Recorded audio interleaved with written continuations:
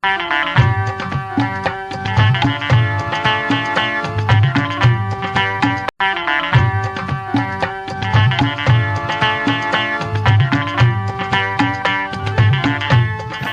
3 minute सुन लो भाई, या तो भगवान बुद्ध की वाणी सुनाऊंगा या तो बाबा साहब के जीवन की कहानी सुनाऊंगा। लेकिन इस बीच सब्सक्राइब ज़रूर करें, बेल आइकन दबाएं और लाइक ज़रूर कीजिए, और ये मैसेज सभी बंधुओं को फॉरवर्ड ज़रूर कीजिए साहब।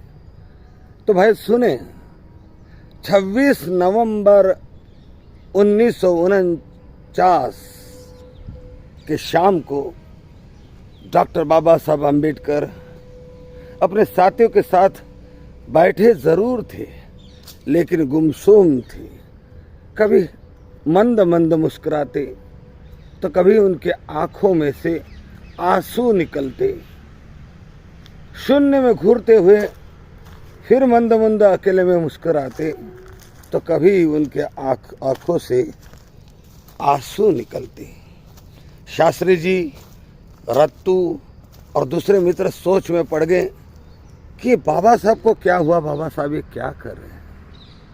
तब शास्त्री जी ने बाबा साहब को पूछा, हे बाबा साहब, क्या बात है, अब बहुत शोकग्रस्त हो, कभी मंद मंद हंसते हो, कभी शून्य में घूरते हो, कभी बहुत शांत हो जाते हो और कभी कभी रोने लगते, आपके आंसू में आंसू भी आते।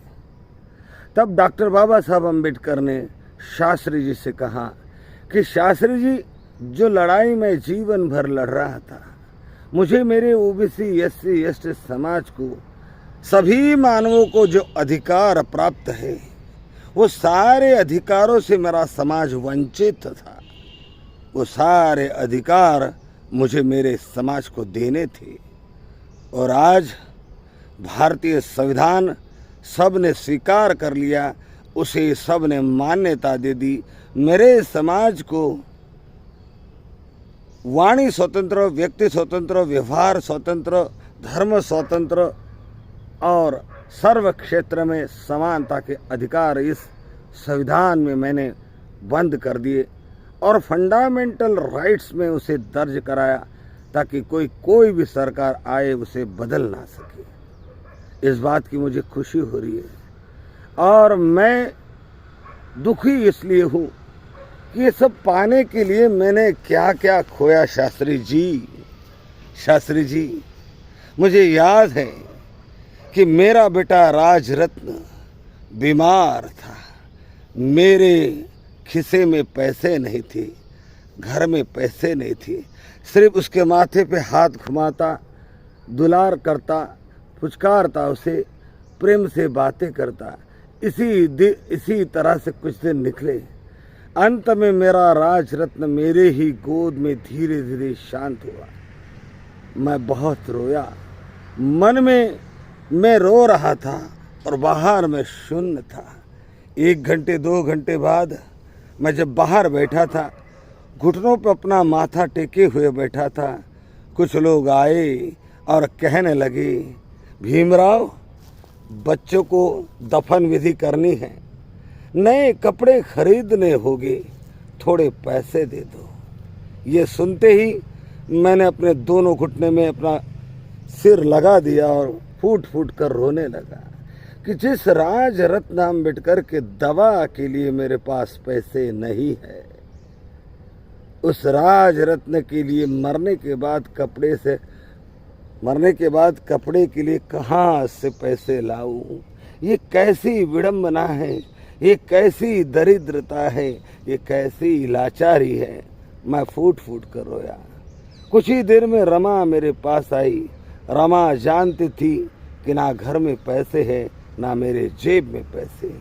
रमा ने अपने साड़ी का पल्लू फाड़ा, राजरत्न को उसमें लपेटा और ले गई।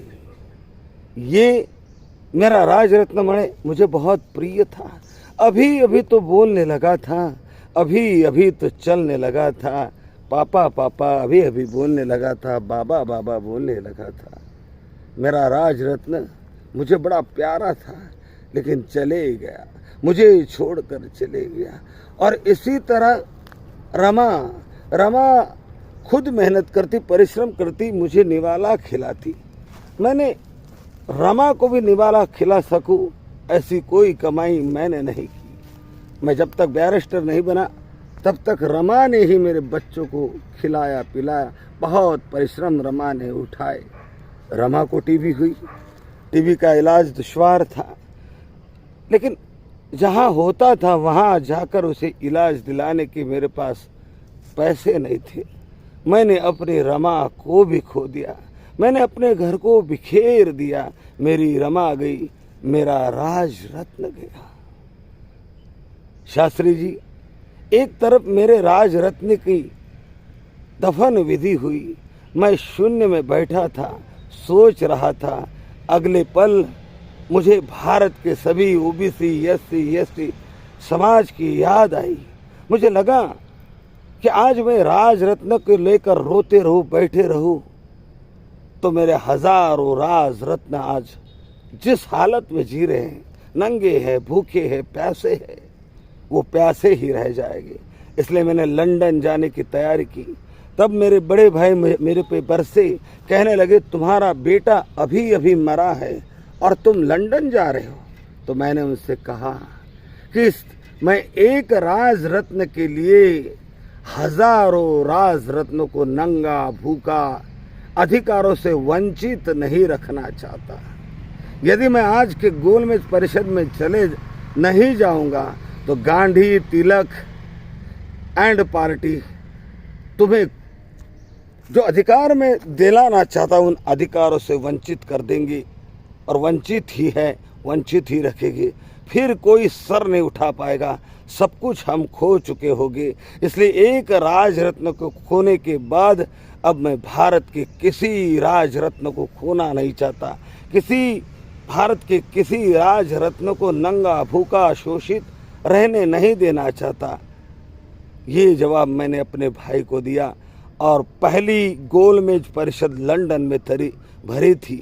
उस लंदन में जाकर मैंने अपने अस्पृश्य बांधवों की, अपने शूद्र समाज की, अपनी माता बहनों की बात वहां अंग्रेजों के सामने रखकर स्वतंत्र मतदान संघ की मांग की, सारे अधिकारों की मांग की। तो साथियों, ये थे डॉक्टर बाबा साहब आम्बेडकर। बाबा साहब की रमाबाई ने बहुत कष्ट झेले, सहे और बाबा साहब को तुम सबकी स्वतंत्रता के लड़ाई के लिए आज़ाद किया। उस रमा को हमारी महिलाएं भूल गई। कितने ही राज रत्न इस देश में आज हैं, कितनी रमाएं आज इस देश में हैं, लेकिन हमारी महिला रमा बनने को तैयार नहीं। हमारे बेटे, हमारे युवा राज रत्न बनने के लिए तैयार नहीं। साथियों, अगर ये बातें बाबा साहब की आपको अच्छी लगी तो मेरे वीडियो को लाइक कीजिए, कमेंट कीजिए, फॉरवर्ड कीजिए और सब्सक्राइब तो ज़रूर कीजिए। नमो बुद्धाय।